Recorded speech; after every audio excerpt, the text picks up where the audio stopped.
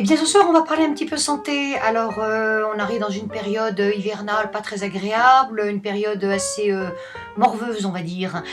Et on a forcément mal au nez, mal aux oreilles, mal aux yeux, mal à la tête. Vous savez, ces maux de tête où on est persuadé qu'on va avoir une rupture d'anévrisme dans les 2-3 jours. Hein.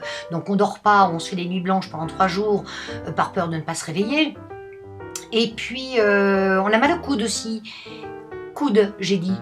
Alors, qu'est-ce qui se passe? Eh bien, on déclenche le plan Orsec Médico-Google, on se dirige vers le site Doctissimo Chondriac, et alors là, c'est génial, c'est quand vous avez envie de péter de travers, alors que vous avez envie de chier droit. Donc, on ressort de là-dedans, nous avons au moins, allez, on ressort avec 5 cancers, 12 maladies orphelines, bon, pas l'épanchement de synovie, parce que ça, ils n'ont pas toujours en stock. Hein. Alors, on a aussi, forcément une tumeur. Hein, tu meurs pas, tu fais comme tu veux. C'est des petites rigolotes, hein, des petites tumeurs malignes.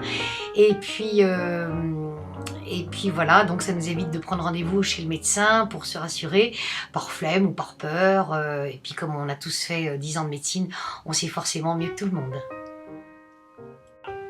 Bon, évidemment, c'est pas moi ce soir qui vais guérir toutes vos maladies. Ceci dit, pour les saignements de nez, j'ai une petite idée. Ce qui serait bien, c'est que vous arrêtiez de vous curer le nez comme des grands malades.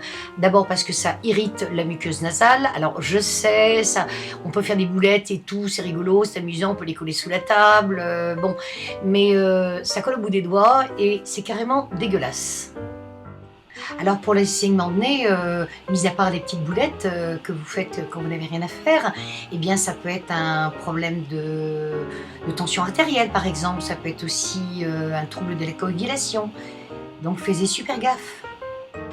Alors l'hypochondriaque, en général, a toutes les maladies du monde, forcément, toujours plus grave, plus important que les autres, ça c'est obligé.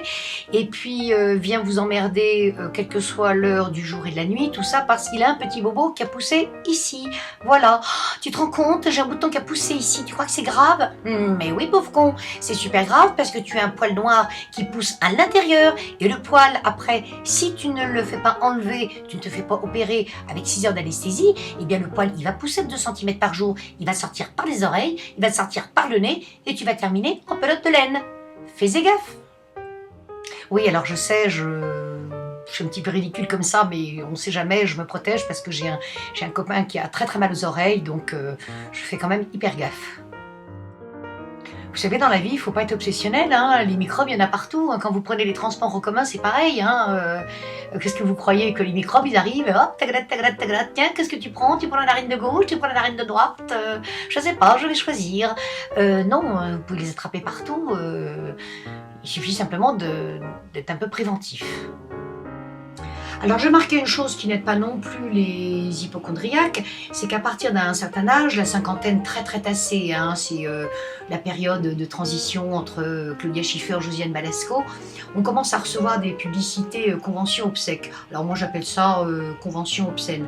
Alors on vous encourage vivement à protéger votre entourage et à les préparer à votre disparition, ils sont là pour vous aider, bien entendu. Bon.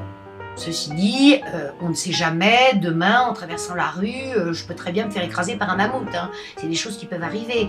Mais moi, j'ai pas l'intention de mettre un rond de côté pour terminer dans une boîte dont je ne profiterai même pas. Alors, messieurs les croque-morts, je vous emmerde. Ça, c'est fait.